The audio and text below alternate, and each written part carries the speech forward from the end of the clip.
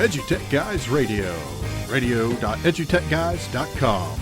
The opinions expressed on the site and its programs are those of participants and not intended to and do not necessarily reflect the opinions of any specific educational entity, sponsor, company, state, or government agency.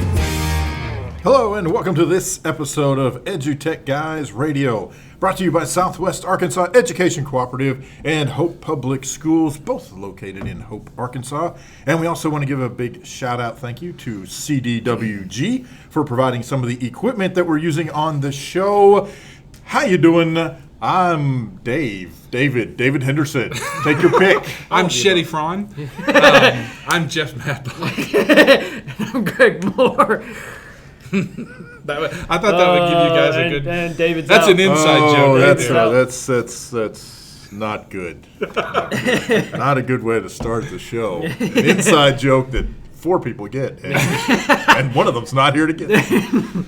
Hey, welcome to the show. Anywho. We have a very exciting show today. Be sure to check us out on the web, www.edutechguys.com. You can catch us there. You can catch us on the old tweeter at EduTechGuys. I know how much that gets on David's nerves. You can also catch us at Mixler, radio.edutechguys.com. We have some special effects today provided by the Almighty. It's some wonderful thunder coming straight from the outside. I was going to say, you may catch us running out the door. If you're listening to us live from the website, you can drop in the website and check out the Mixler play right there. If we do go offline today, we do apologize. The power went out, and there's not much we can do. Some of this stuff will keep running, but some of it will not keep running. That's all right. Have you got the hand crank today? We've got the hand crank. Get on the bicycle. Hey, today we have a very special guest, a real good friend of all of ours. Chad Brinkley is going to be on the show, and he's going to talk to us about several topics. He's one of the hip cats keeping up with all the tech stuff going on in education right now, especially with technology integration in the classroom and getting out on social media and getting the word out to teachers and training teachers. That's the man to talk to. Yes. Also on the show today, we'll probably jump into some of Apple's newest releases again, because we'll probably talk to it with Chad about some of it. Also, I thought we might get off into Microsoft's Build Conference. Yep. They're doing some really neat stuff with Ink and their HoloLens stuff. Is it HoloLens? HoloLens. HoloLens. HoloLens. HoloLens is when That's the one with the cap, with the sergeant. When you played way too much Xbox. HoloLens. Also, I have a really fun Google tip of the week for you. Google tip of the week. So we have a great Google tip of the week for you today. We think you'll really enjoy. Yeah, it's pouring down rain outside. That's a weird sound. It's probably hail. Yeah. Yep, it's probably hail. Oh, hail. Go. That's great. It's been an interesting week for us. The schools are getting ready to tackle testing. One more time. Starts up in April. Yeah. And we've been doing interims, a few last-minute interims and things like that. But besides that, I guess it's been a pretty quiet week, hasn't it? So far. In education and technology, it's been a pretty quiet week. Everybody's getting back in the groove after spring break. Yeah. I think that's what it is. Yeah, that's right. Got to crank things back up. Yeah. Is this the first week since spring break? It is. Yeah. Yes. I see. I've already lost all track of time. Yeah, exactly. So I blame. Remember last episode we came in on spring break. Oh, that's right. Of course, you guys worked a lot of spring break, so that's why you didn't even really have spring break. What's that? But they unchain me, and then I get to roam the compound. So that's what happens during that time. Actually, love to talk to you about some stuff going on with websites. We were just talking about websites. I figured we might jump in here. Keep it a little tame, because I'll jump. That was a warning to Jeff. That was a warning to myself. Oh, I thought that was a warning to me. I'm warning myself to keep it tame. Keep it tame. Keep it low. Interesting though. You visited with a district. Yeah, in fact, right before I walked in the door here, I was down visiting with a school district, and I don't know what he's doing. I thought you were going to say the school district name. No, I'm not going to call anybody out on anything. Let's do it. I'm just going to say I was down at a school district, and they were viewing a demonstration of a web hosting company that specializes in providing website solutions for school districts in particular. I'm sure if you're not a district, they could provide a solution for you, but they're aimed at school districts. It's very feature rich, for lack of a better description. There are a lot of things that school districts can use or not use at their choosing. Things like teacher pages. They have different calendaring systems. They've got an SMS notification system built in, which I think, to me, that's important that it is SMS based. Several other providers, their notification system is not SMS based, and so in fact there were several schools, or a couple anyway. There were a couple of schools at this demonstration, and one of the other schools showed what their notification looked like, and their notification is actually SMS to email to SMS. Oh my God. So when they get their notifications, the notifications are like one big long string of text, right? You ever get an email from somebody who's using some kind of device that when they send you an email, the words just keep on going to the right? Yeah. And you can't scroll over, you can't find, infinitely long line. Yes, exactly. That's when you do the old Command A, Command C. Yes, exactly. Put it in Notepad with word wrap. Let me see what's going on. And so they were showing one of the items that they had received. And so not only does the text information not wrap, but it gets cut off. So even if you do the Control A, Control C, paste it in something else, you still don't get the whole message. Now what's weird is it also shows up as like some kind of a weird graphic attachment, almost like a PDF preview. Oh my gosh. And you can zoom in on it, but of course it's like an image, and so when you zoom in, it gets all pixelated, and you still can't see what it says. That's just awful. I was just like, that's what? Just sad. I don't even know how they came up with that crazy concoction. But so they had this company come in and talk to them about what they offer to schools, and that led to kind of a sidebar discussion locally and with some folks that I was chatting with during the conversation. Chatting's not right. I was texting back and forth. I wonder who that was. One of the conversation came up about specifically teacher pages.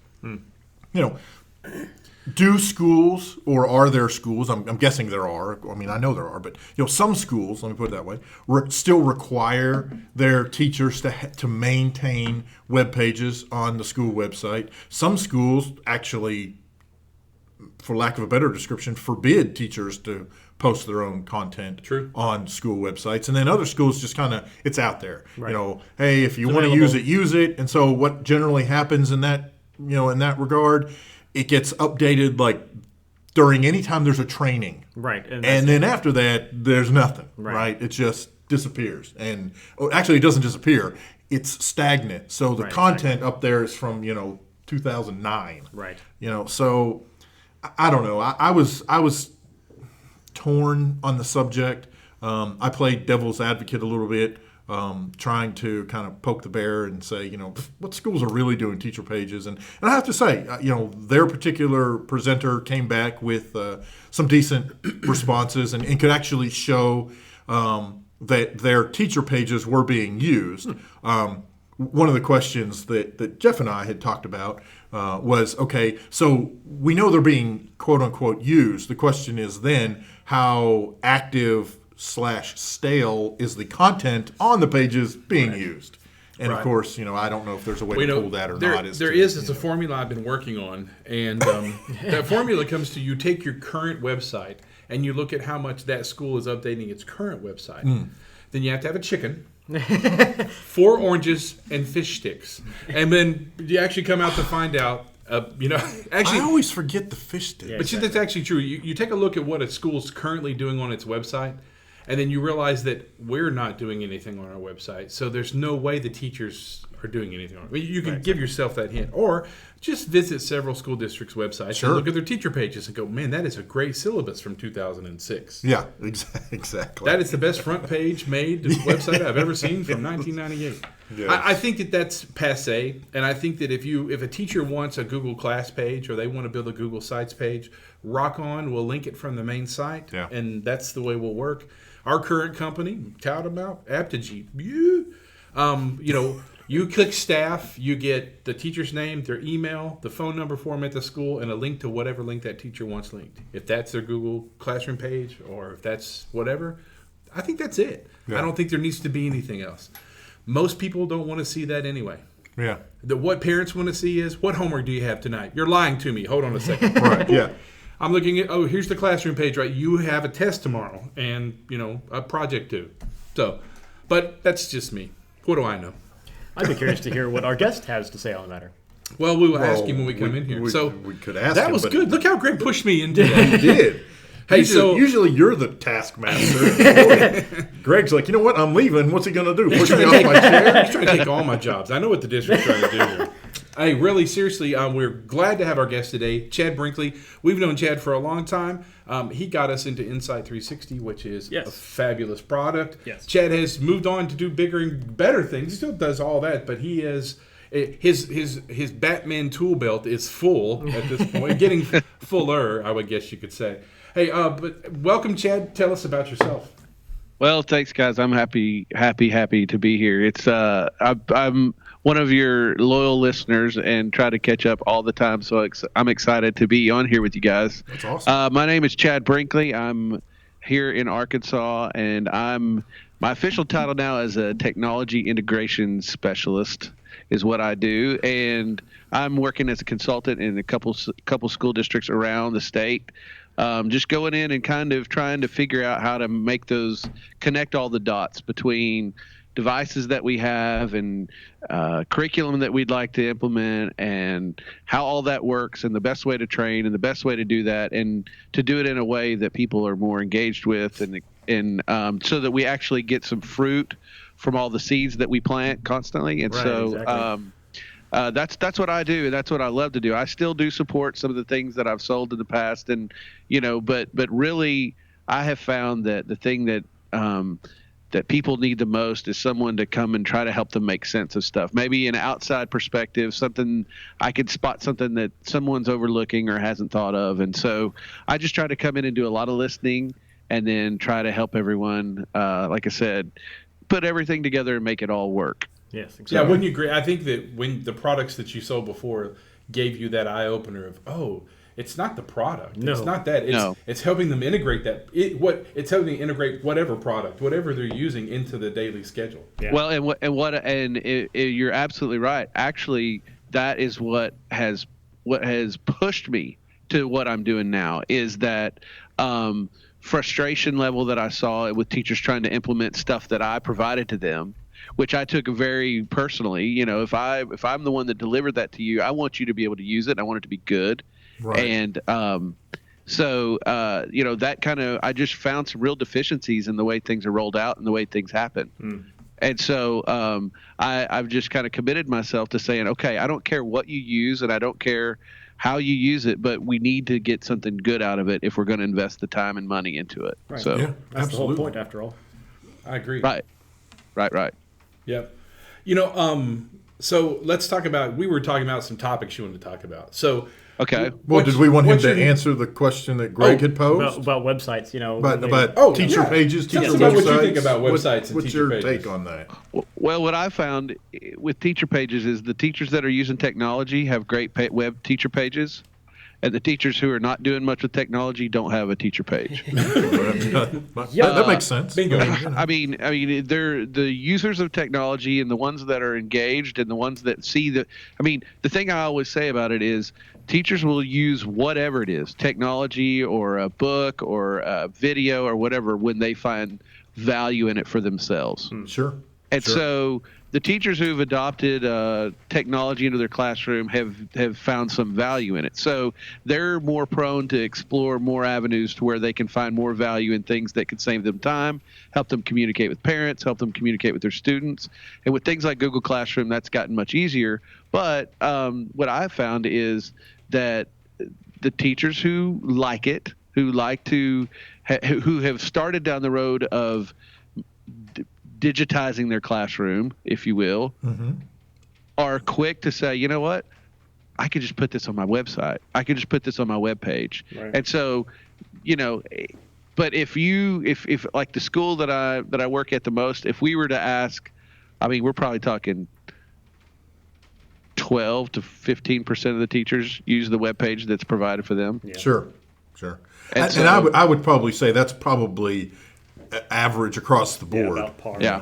Yeah. I agree. I think that would be, if I was to modify, what I'm getting at is I don't see a need for a district to spend the exorbitant amount of money to pick up a system that's going to give you that much more CMS for teachers, which, first of all, they're never going to use the pages probably in the first place. 15%. That's not. But then all the tools that come with it, they're never going to use the features to the level of just paying for those features. Because that once you start adding that stuff, well, the price starts going up. Oh, you want power locks and air condition on that? Well, we're going to have going to have to jack it up a little bit. That's kind of the same argument we went through whenever we were thinking about going to Google Apps. Do we want to keep Microsoft Office?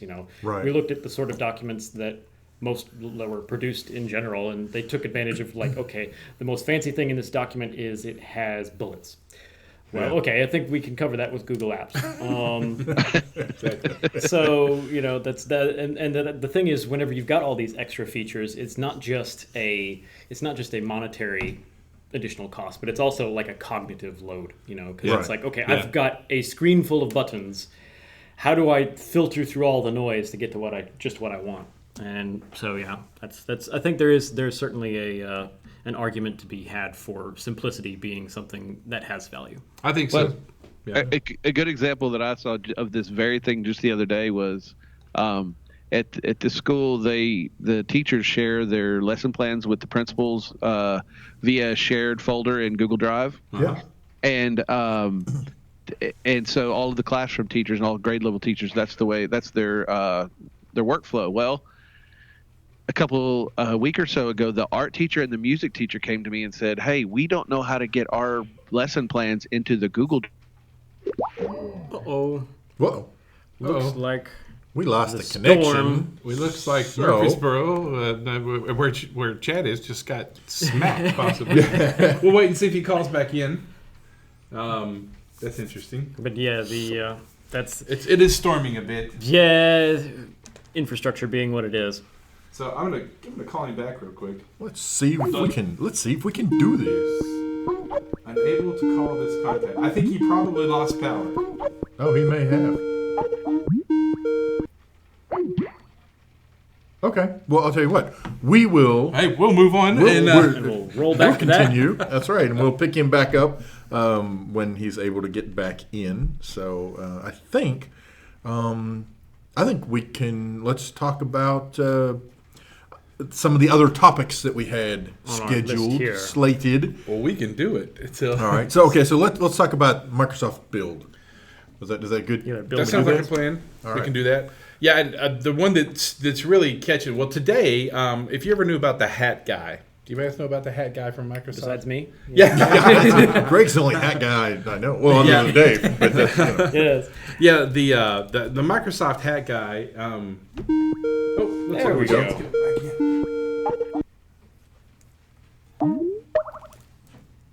Hey, man. Are you there? Sorry about that. I'm here. Go.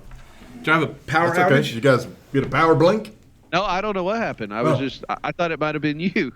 No, we're still not online. that we know of, but Okay, who knows? all right. No, a lot of I don't know. storms. Yeah, We'll pick the day that the storms are on. So. Yes. No. But anyway, what back to I don't know where I left off. you but just keep going. Yeah. The teachers didn't know how to get their stuff into the file. Right, and I asked them. I said, so how are you doing it? And they said, oh, well, there's a feature on our website for our teacher web pages where we can just embed our lesson plans right there on our web page. And I said, oh, really? And they said, yeah. I said, well, let's go show the principal. And the principal's like, well, I didn't know that feature was there. We've been using the Google Drive the whole time.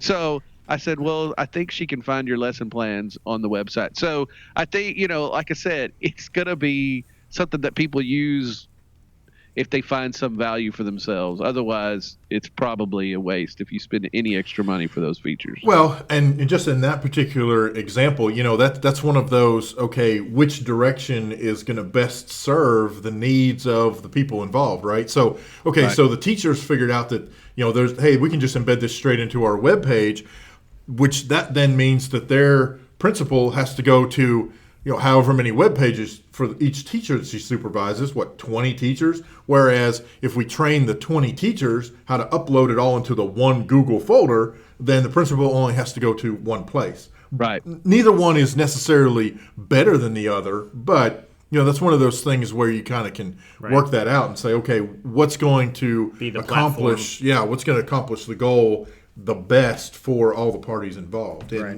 And it may very well be that for the sake of those particular teachers, clicking this particular button on the website and putting the lesson plans up there solves way more problems than it would Right. create to try to teach them how to upload. Or they may come back and say, you know what, yeah, this is crazy. We're going to teach you how to upload so that the principal only has to go to one place. Right. Yeah. Beautiful. Right, But anyway. and the way it worked for them is since they were art and music, they have all the students in the building. So their lesson plans it's a completely different animal than it is for the other teachers. So we just decided, for art and music, that's the way we're going to roll. Yeah. Well, and that also works because you've got a limited number of teachers involved. Exactly. Okay, so I'm the taskmaster here. You go so. for it. All right. Hot topic. What's your first one? You wanted to talk about iOS 9.3, iPad Pros, iPads, all that good stuff? Yes. Yes, all of the above. Hold on. EduTechGuys. I'm sorry. Someone asked me. Radio.edutechguys.com. Radio.edutechguys.com. That's the quickest way to get to the Mixler site to listen to us. Yeah, that's the quickest way to get there. Okay, so your question, we're talking about iOS 9.3. Yes. How excited are you guys about that? I'm about to lose my mind. We were very excited, but I'm gonna let you. I don't know if you've listened to Greg's synopsis of 9.3. And we keep discovering new little things that pop up. Some caveats. 16 gig machines, you won't be doing shared iPads. Apparently not. No, that's actually not according to Apple's page anyway. It suggests that the minimum is a 32 gig iPad, and so if you've got a 16 gig iPad, you can't do shared iPad with multiple students. And then, of course, if you were listening last week, the previously mentioned the fact that it's got to be an iPad Air 2 or better.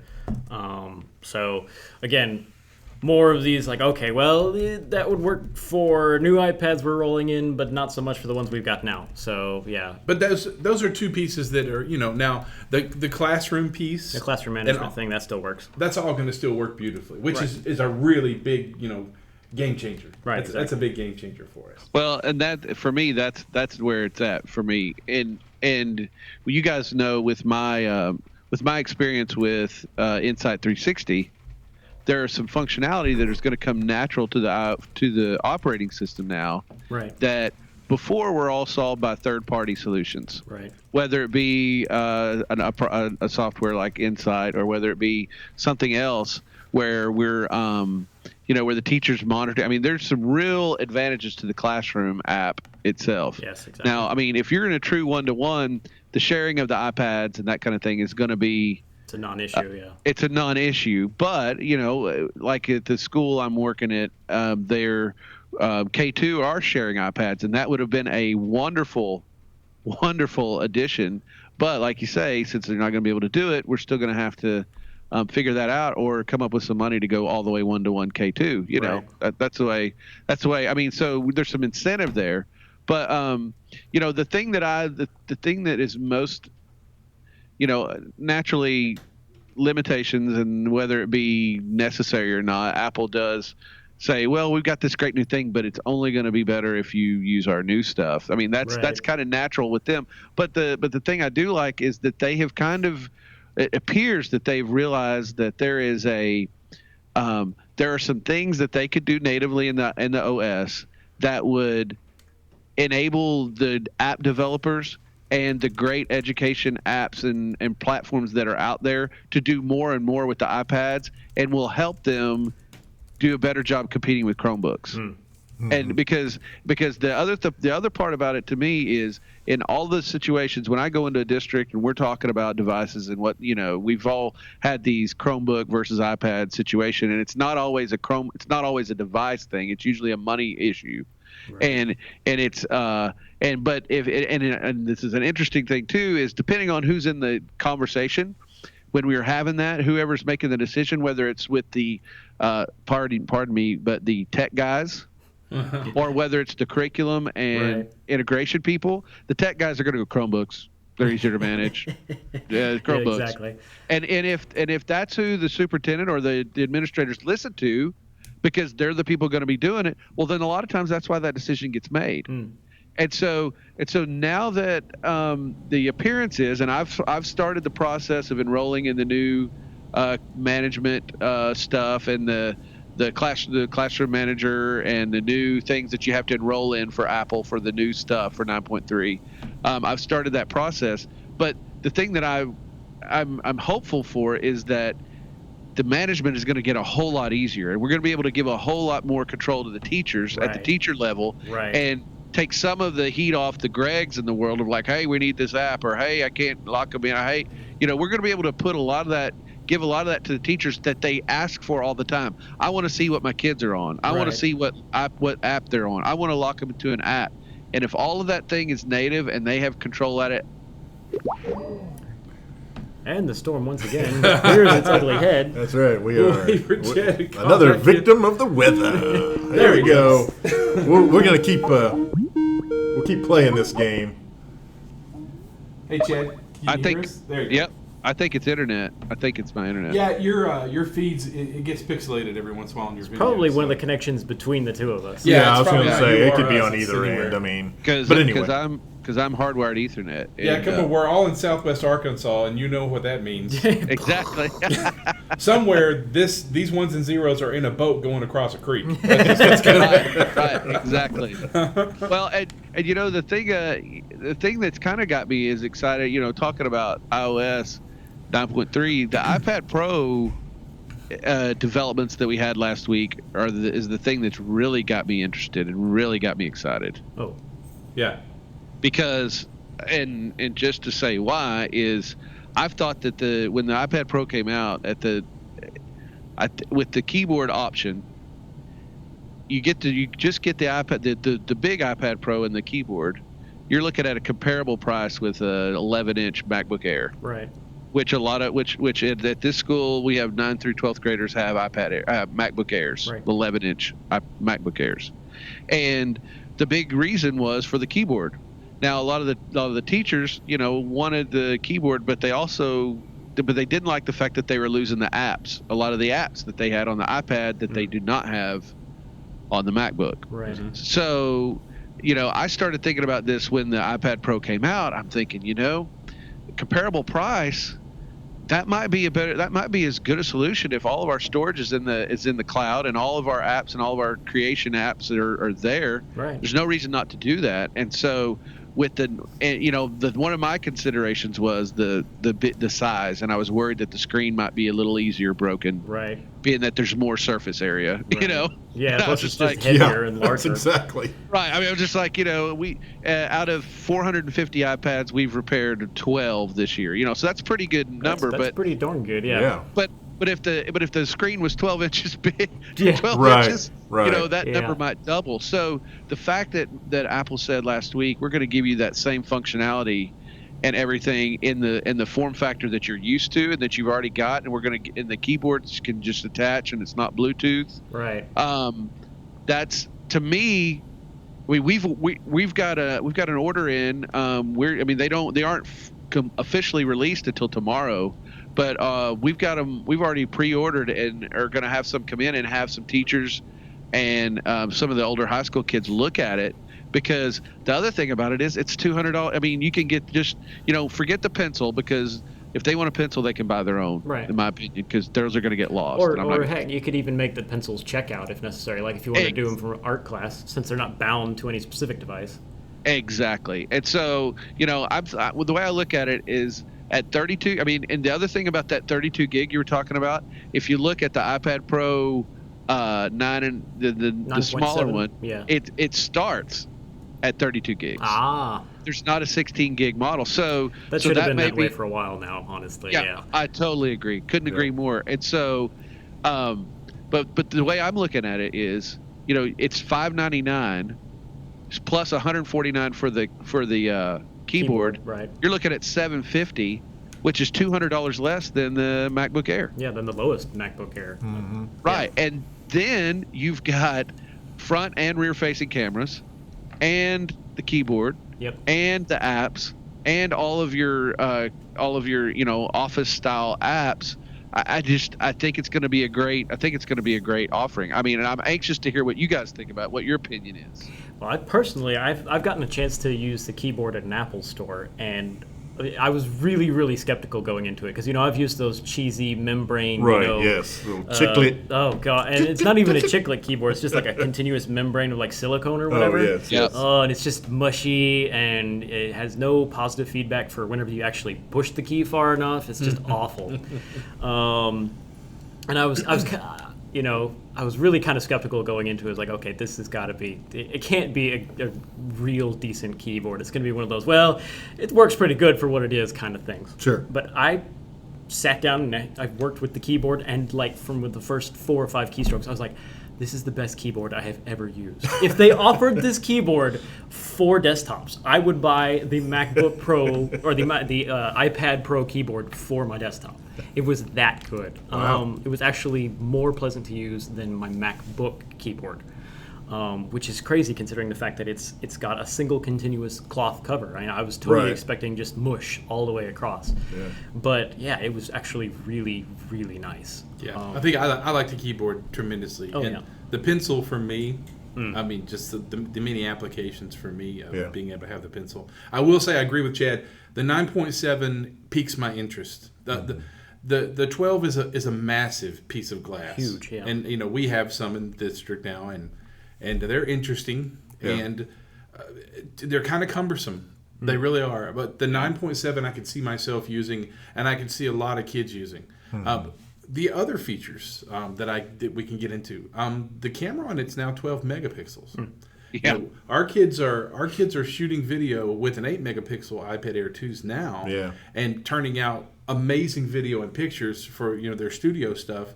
Wow, a 9.7 with a 12 megapixel camera shooting 60 frames of 1080. Yeah. Holy smokes! They will actually shoot in 4K. Yeah, shooting 4K. And to me, that's where I'm going with this. That's the thing that I'm thinking about, because one of the reasons that one of the arguments that I've had with people when they're talking about, well, we want keyboards, and I'm like, well, what are you going to do with keyboards? And they say, well, we're going to type papers, and I'm like, well, then you shouldn't buy devices, because you're already set up to do that. You have computer labs with a lot of keyboards in there, and you could go write your papers and your stupid essays in there. And don't even buy Chromebooks if you're going to do that, right? Because what kids want to do, and what I mean, I say that, and you all know that I'm right, but your skeptics out there go, well, kids aren't that. I mean, here's what I'm going to tell you. A kid would rather make you a video than write you a paper any day of the week. Oh, well, how many times do you see videos that generally are made by kids, frankly? And by kids, I'm using the term pretty loosely. I mean, I'm nowhere near a kid now, so a kid to me, But, I'm talking to, I would say mid, late teens, even early 20s, young adults. How many times do you see they make a video of them typing whatever it is they want to tell you into Notepad? They don't want to type, or they don't want to just type. They want a video. They want to record. They want to, Right. So yeah, absolutely. Or create in other ways. Right. And incorporate. Do stop animation. I mean, we're talking about giving kids computers, but we're also giving them high quality video and audio devices that are bar none. I mean, the thing that's crazy, and I was having this talk a couple of days ago. One of the schools I work with, the teacher who does all the television production and all that kind of stuff, she was talking about buying all new they needed to get some new cameras, and they needed to get. I'm like, you guys understand that these iPads that the kids have shoot in 4K, right? Exactly. Yeah. So you want to go buy a $5,000 video camera that's not even going to come close to what you've got in your hand. Right, and then you've got to take the video off of it and put it on something else in order to edit it. Yeah. And the viewfinder is only like this big, like 3 inches across, as opposed to an iPad where you've got like a 10-inch span. It's funny. The people that got this a long time ago were the people using GoPros, and the reason that the extreme sports industry of video is doing so well is because years ago with early GoPros, they went, holy smokes, this little box is shooting at 1080. Right. You know, I don't have to have a $180,000 red camera, you know, sitting on a floating rig. I can throw these things out for $200 to $300 a piece. And, you know, and that's the interesting thing is that, you know, a lot of schools have a lot of older stuff laying around. If you've got an iPhone 5S or a 5 sitting around, you still got a great 30 frame per second digital. Yeah. I mean, if you're going to YouTube, 720 is your best bet anyway. Right, exactly. Right. Stick to 720 because you've got to remember that we're making all these 4K videos and everything. Most Nobody's people gonna watch them. are watching them on their phones. Right, exactly. Yeah. So, you know, give yourself a break. Yeah. And your parents, your consumers that are consuming this, you know, the affordance for them to watch it is using it on that device. Right. I mean, that's so. I always still tell a lot of kids that and a lot of teachers that. Listen, quit trying to make a 4K video that's going to take you 82 hours to render. Right. When your folks are going to be watching it on their cell phone. Yeah, We're going to post it on an app. At 20 minutes of 4K video, I was watching. I was talking to Tony Vincent the other day. I don't know if you guys know Tony Vincent. Yeah, absolutely. He was talking. I was watching a Periscope, and he said that he had done a video that he was working on with his iPad or with his iPhone 6S Plus, and it was. He said I shot it in 4K and did 20 minutes, and it was 8 gigs. Yeah. You know, so the my deal there is. You know, the reason I say it shoots in that high quality, it means that gives all I'm doing is giving credence to the device that's in your hands. Right. You know, it's like my Toyota Camry will do 120. Right. That doesn't mean it's recommended. I mean, it's also great. You know, I mean, so the deal is what I'm telling you is this will do more than you can ever imagine. Right. More than you'll ever need if we could just do the simple things to harness this power and to make it work into what we're doing. Well, then, you know, we don't need to spend a ton more money on stuff because we've already got it in our hands. Yeah. That's the thing that I'm and that's one of the big hurdles. And you know, it's funny because kids do get a bad rap these days with the way they consume video and the way they create it and what they're always doing. And I don't know if you've guys seen this. This really caught me a couple days ago.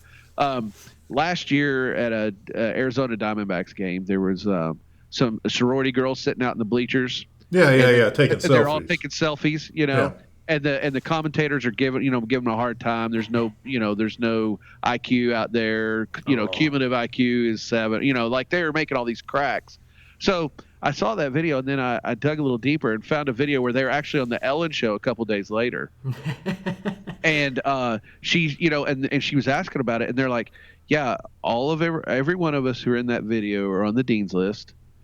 Over half of us are on academic scholarship, and because this video that went viral and we got so much attention, we've raised over $3,000 in a week for our national charity for battered women shelters. That's our platform that we use. Well, and then I don't know if you dug even just a hair deeper than that.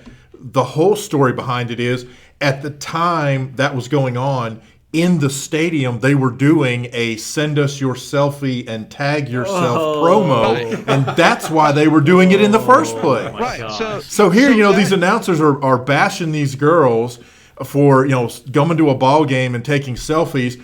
And they were doing it because the stadium was like, hey, take your picture and post it and use this hashtag. And, you know, they were participating in the game.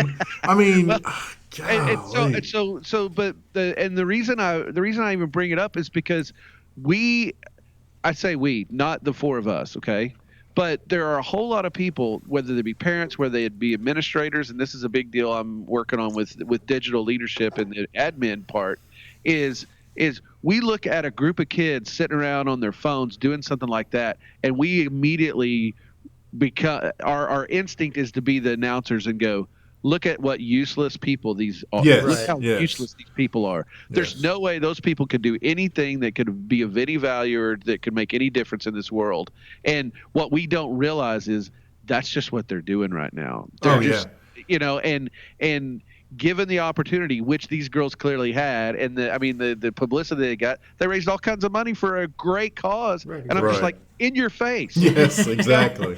It's like, don't look at somebody and tell me what they can do. Why don't you ask them what they can do, or just go and ask, what they've done, and then go, oh, maybe I should not rush to judgment. So yeah. But that is especially now, again, generally not us four. I mean, we're kind of in this, and generally, I would argue most of the folks who listen to us are not going to fall into that particular category. But there are plenty of folks who are around our age and older. Especially you hear about that kind of stuff in higher ed, where even now, still in 2016, you have students, learners who are coming to class, and they're bringing whatever device they're bringing, and that's what they're taking their notes on. They're recording the lecture, they're typing their notes, they're doing whatever. And the professor will, they stop the thing and you can't bring laptops in here. You're up there playing solitaire. I'm like, solitaire? Nobody's played solitaire since 1982. What are you talking about? Well, and what do you care? You're making this about you. And that's the other thing too, right? Exactly. What do you care, Professor? I mean, I paid you. I'm the customer here. Right. And what does it matter to you? I mean, is it a respect thing? Is it just your ego that you're not happy that I'm just sitting on every word and just hanging on everything that you say? I mean, or that I'm Googling what you're saying so that I can see if what you're saying is, currently factual. Right. Exactly. I mean, seriously, And I think it's funny. So often, you'll see this sort of behavior where it's like, oh no, you don't. That's bad. You don't want to be playing on your phone. And then the same individual will turn around and go, I don't know how to do this on my computer. Hey, kid. Right. You're smart. You can come over and do this for me, right? Yes. Well, how do you think they learned how to do that? Right. Yeah. Right. Well, and it's just the thing is, I read an article the other day about the generation that is going to come to school next year, and it listed a whole bunch of things of the have-nevers. And and they were talking about they have never been in a world where there wasn't a touch screen. Right. They've never been, they have never seen this or heard that and I was just thinking about that, and I was just like, but yeah, the people who are educating them can't completely understand that and don't really care. Right. I mean, this is the way we sit. You sit in these rows and you talk when I ask you to talk, and you don't say anything else. Fingers on the home row. And just you do whatever exactly, your my graveyard setting that I've got in here. Perfect rows and lines. Sure. And so, and then when I tell you to get up, you get up, and when I tell you to sit down, you sit down. And I can't imagine these kids will not sit still. Well, you find me a 5th grader or a 10th grader or a kid in college that can sit still, and I'll just give you a nickel. I mean, they don't exist. They don't exist. So what do we do? Why are we trying so hard on that? So that's just my beef. And I'm just looking at I know we went off of this iPad thing, but my whole thing is what we expect of our students should be whatever they can come up with, and not what our feeble ideas are. It's just like, well, what are they going to do with them? Well, that is the $1 billion question. Let's give them to them and say, what are you going to do with them? Yeah, exactly. Yeah. And do it. Right. And that's where it gets me. And so I think, to wrap up that iPad thing, I just think that device, and we're going to test it and we're going to play around with it, but I think that form factor and everything is going to be a great device in the school. And it could, the couple people I know, Tony Vincent, even told us, we had him on our show a few weeks ago, and he said he finds himself using his iPad Pro way more than his MacBook. He always takes his MacBook, but he's using it more and more. And I'm hearing that a lot. So I'll be anxious to see how that translates to school. Right. Yeah. Man, wow, very cool. Well, since I'm the taskmaster, we're quickly running out of time. Yes. We're going to have Chad back on the show. Yeah. We'll definitely have to have you back. We're going to have you back. We hit one bullet. The one thing I wanted you to talk about a little bit before we bid you adieu for the day. Tell us about your show. Tell us about what you guys are doing. Well, there's an amazing friend of mine. Her name is Jennifer Kimbrell, and a lot of people know her as Tech with Jen. And Jennifer is a longtime educator. She taught in North Little Rock School District and was Teacher of the Year one year. And she was a literacy coach. She was a classroom teacher, and then she ended up being a technology specialist. And so she left the school district a year or so ago, and she and I had met through different channels, and we started talking about this need. And so we've kind of started our consulting business together, and we decided that we should start a show on Blab and blab.im. And I don't know if you guys – I know that you guys have toyed around with it a little bit, but Right.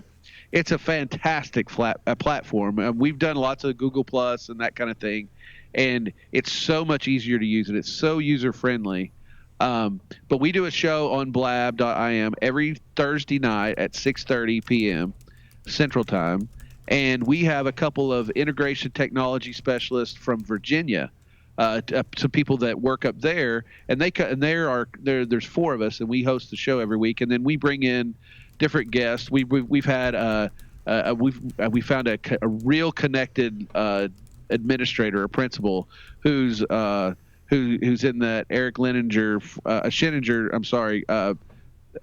line of thinking, and she's good friends with him. And we had her on. We had, like I said, we had Tony Vincent on. Sure. We had a guy who's well known in the Periscope world named Periscope Ryan Steinelson. He's a guy in California, and he came on and talked about live stream in the classroom and what the possibilities are and the different tools and things that you might need if you're wanting to do that. And so what we try to do is our show is geared at teachers and tech integrators to just kind of have a forum to sit and discuss. And the thing that Blab lends itself to is a real good discussion. And, at times, if a good question comes, there's a live chat room. And when the good question comes up, we let people hop in and they can ask us the question, and you have control over it. So we've been doing it since the 1st of November and have had a wonderful time. I mean, it's just so great, and we do it every week, and we have different topics. And like I said, we may be covering like next week as our first week back, and we're really big fans of Nearpod. Nearpod has done some amazing things lately and has really rolled out some new advancements. Well, we've got one of the people from Nearpod coming on, and he's going to talk to us about the new stuff and about that kind of. So what we do a lot of that, and it's a lot of fun, and I'm really anxious to get one or more of the EduTech guys on our show as soon as we can, because I think more of the discussions that you guys have need to be had in our forum as well, because I don't think there's as many people thinking. They kind of just go with what the flow is, and the thing I love about you guys is we kind of push the buttons and kind of push the envelope of at least the thought process. Sure. I mean, if we don't think that way, we're not ever going to move off the fence. So, but that's what we do every Thursday night. It's a lot of fun, and we usually go about an hour, and then we stop recording and talk for another hour and a half. That's about how it works with us. Yeah. It's really good. We just keep going, So what's the show title if the folks are going to look it up? It's Tech with Us. I go by Tech with Chad, and Jen is Tech with Jen, and so then our umbrella is Tech with Us. And if you look us up on Blab, it's Tech with Us 3.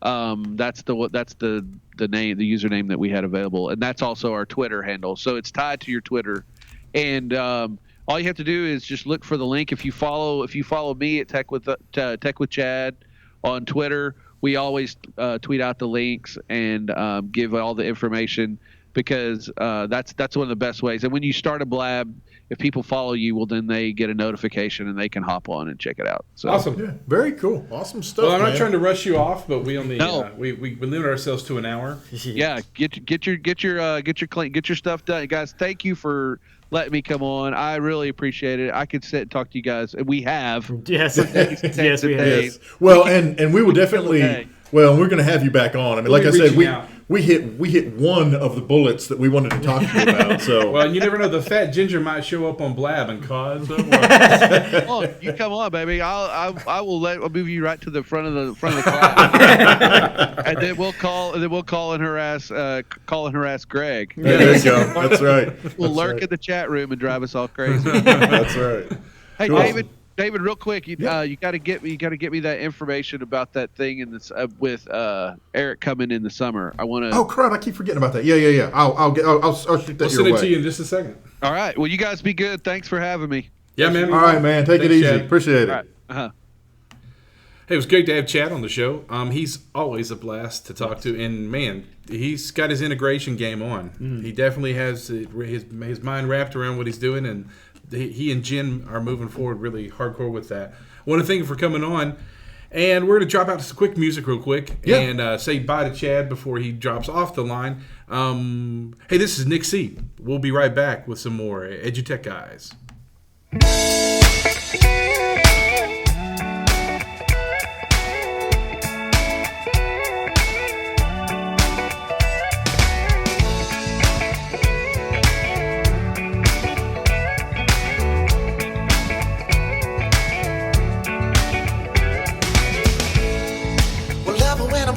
Your name, will you hear me?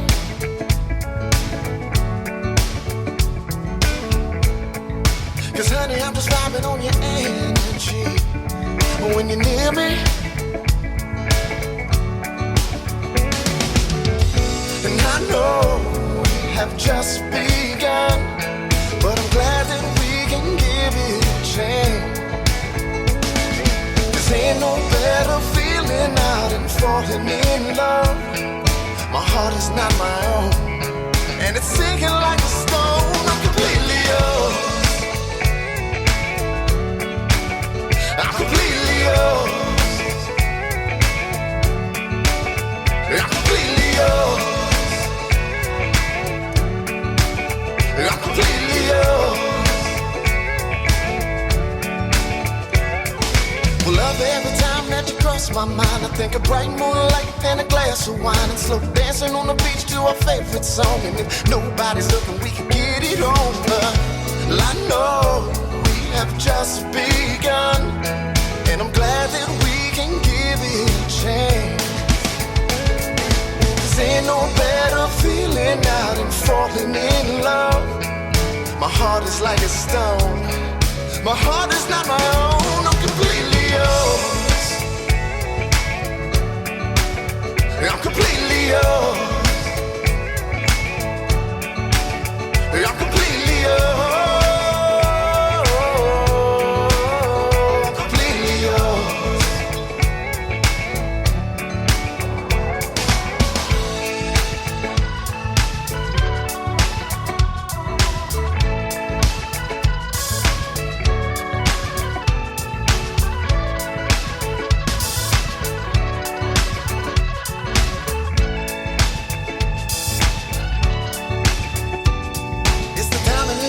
When you look at me, the way my hair stands up when I hear you speak, the way my legs turn rubber when you love me down. I said, hey, little lover, can you hear me now? Well, I know we have just begun, and I'm glad that we can give it a chance.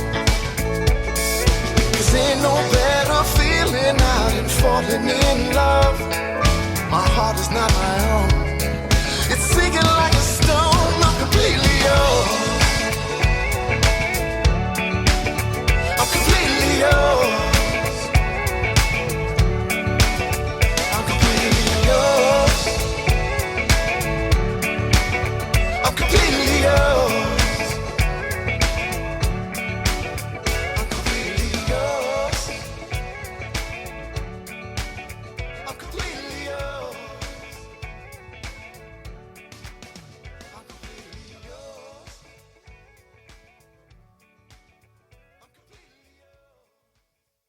Blake Montgomery is a new young lawyer in Hope. He's located in the Bancorp South building at 200 South Elm in downtown Hope. Blake is a Hope native and a graduate of the University of Arkansas. He is a general practice attorney providing solutions for legal needs. Blake offers assistance with contracts, real estate transactions, and other commercial issues. He can assist individuals with a will and/or estate planning. Blake is proud to serve the citizens of Southwest Arkansas. Phone Blake at 777-6700. That's 777-6700. Blake Montgomery, attorney at law in the Bancorp South building in downtown Hope. Hey, welcome back. And you heard a little bit of music from Nick C. And completely yours. New tune. Awesome. Yeah, so some cool stuff. You can go to his site, nickksea.com, and he's got a couple of new songs up there in the music section. I did notice he's actually still putting his new debut, I guess, album together. And if you sign up for his newsletter, join his emailing list, he'll actually send you the title track from his upcoming album for free. For free. So that's pretty cool. Yeah. So again, nickc.com.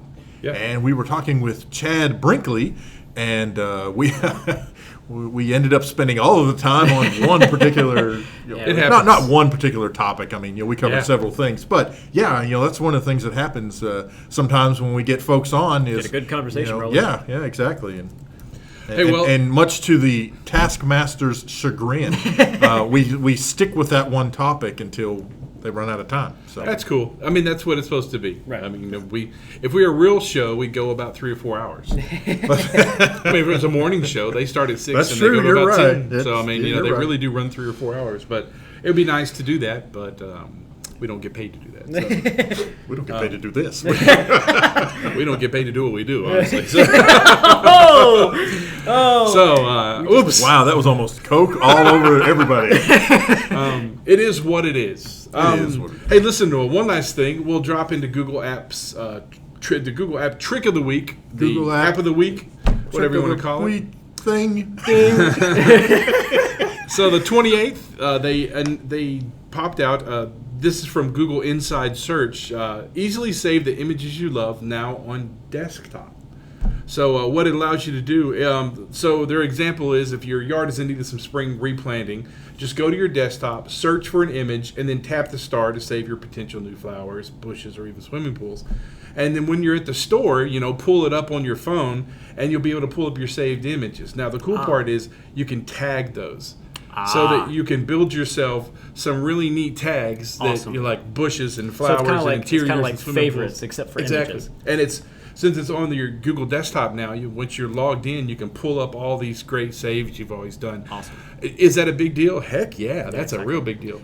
And tagging is the best way to organize images. I use tagging extensively for the images that I collect because because an image has so many things in it. It's not really good for organizing in folders because I've got this picture of purple petunias and roses. Well, do I put that in the roses folder or do I put that in the petunias folder? So tags you put in both. Well, and I'm just now starting to get to where I tag my stuff because I'm even worse than that. All of my images are just basically the date pulled from the camera that the images were taken. Exactly. So I have all kinds of pictures from 2008. I don't know what they are. And all the time, how many times are you searching for a particular image? I need that picture of so and so playing basketball or whatever. Exactly. Well, and they're really smart. What they're doing here is they're actually helping themselves out because how many of us save a photo and then put it back in Google Drive? Right, exactly. So all the time. We're just double dipping if we just build our saves correctly, they're not losing more storage. Right, exactly. Right. It's great for Google and it's great for you because that way you're not jumping into your Google Drive and going, I had to create a new folder and I put all these pictures in it. Yeah, great. It's right here. So if you want to get to it, www.google.com/save. Takes you right to the place, and you'll see your starred images, and at that point you can actually start to work on them from there. So really great tip. Hope you like it. Makes me think of one of our favorite Google goddesses up in North Arkansas. I thought you were going to name her. Oh, Susan Gilly. Yeah, Susan Gilly. I was throwing it to you. I'm sorry, I didn't know you were throwing it at me. I have to get a Susan Gilly baseball and throw it at. So you got to warn a guy. I didn't know what you were doing there. Which makes me think we got to get Susan Gilly back on the show sometime too, because she is a hoot and she always knows what she's talking about, and she knows Google backwards and forwards. She does. So I feel like I'm doing her proud when I come up with stuff like this. So Google Save is a real big deal. So for all you listening out there, for those integration people, Chad, I know you're still listening. There's one for you. Teach your folks to use Google Save. So google.com/save. What a fun show, even with the weather being what it is. And we had a few little internet glitches here and there, but the show still turned out pretty darn good. Yeah. I would agree. Great. Hey, next week, to start watching for it on Twitter and watch for it on our Facebook page, check out our website. On the 8th, David and I will be doing a workshop at the Southwest Arkansas Educational Co-op.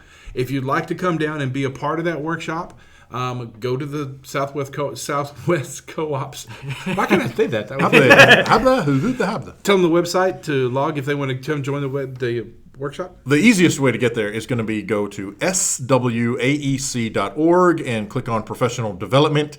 And I think we're far enough along that it'll show up in that scroll. If not, you can go to April. And it will show up on the 8th. In the meantime, we will also tweet that out and put it on our Facebook page, etc. But we're going to be doing a live 1-hour professional development program. And like Jeff said, hey, if you want to come down, by all means, come down to the co-op. If you're not able to make it, then you can tune in live. We're going to do the whole thing live. And it'll be live on. We'll see what happens. Also, you'll be able to check it out on Periscope. We will be showing it on that day. That's right. We'll drop it out on that day. So if you can't make it down here, if you're a cooperative school, it's free for you. If you're not a cooperative school, we can probably help you out if you got a cost. If you're already driving down here, if you want to, we'll see what we can do for you. So we'll see what we can do. We can hook you up with a little something. Hey, thanks for listening to EduTech Guys. So you can check the podcast out later. We'll put this up on the website. Hit it, www.edutechguys.com. Click the podcast page. You'll find this podcast right there. Listen to it live. Go to iTunes. You can find it on iTunes. EduTech Guys, we're there. We're excited. We're everywhere. Hey, I'm Jeff Madlock. I'm Greg Moore. And I'm David Henderson. How is it we always do that? I don't know. We always, it's me possibly because I never had the outro ready. Thanks for listening. You've been listening to EduTech Guys Radio, radio.edutechguys.com. The opinions expressed on the site and its programs are those of participants and not intended to and do not necessarily reflect the opinions of any specific educational entity, sponsor, company, state, or government agency.